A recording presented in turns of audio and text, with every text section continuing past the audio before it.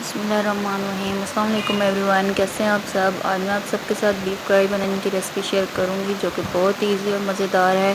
ये आप देख सकते हैं, मैंने हाफ़ कप ऑयल लिया है। इसमें मैंने जिंजर गार्लिक का पेस्ट डाल दिया, कुटी हुई लाल मिर्च का पेस्ट डाल के इसको हम फ्राई कर लेंगे। 1 से 2 मिनट इसको अच्छी तरह से हल्की आंच पे हम फ्राई करेंगे, इसका लाइट सा कलर आ जाए।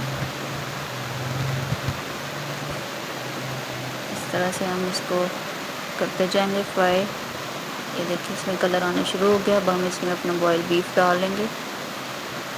बीफ डालने के बाद 6 से 7 मिनट हल्की आंच पे हम इसको भून लेंगे। तब तक भूनेंगे जब तक इसमें प्यारा सा कलर नहीं आ जाता।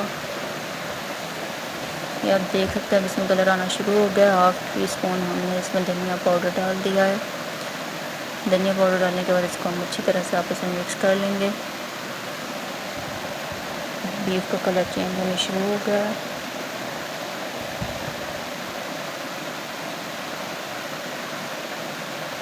हाफ टी स्पून इसमें हम हल्दी डाल देंगे।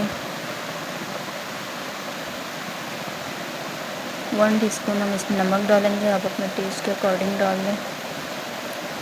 चीज़ डालने के बाद हम इसे अच्छी तरह से आपस में मिक्स कर लेंगे।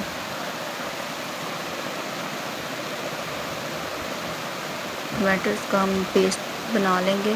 3 से 4 टमाटर मैंने लिए थे, इसका मैंने पेस्ट बना लिया। पेस्ट बना के हमने इसमें डाल लेना है। 1 से 2 मिनट तक इसको भून लेंगे। इसके बाद 1 कप इसमें पानी मैंने डाला है ताकि अच्छे से ये मसाले और बीफ आपस में मिक्स हो जाए। देखिए बहुत प्यारा सा कलर आ गया, ऑयल अलग हो चुका है। 1 से 2 इसमें मैंने सब्ज़ मिर्च डाली थी। ये हमारी बीफ कढ़ाई तैयार हो गई है।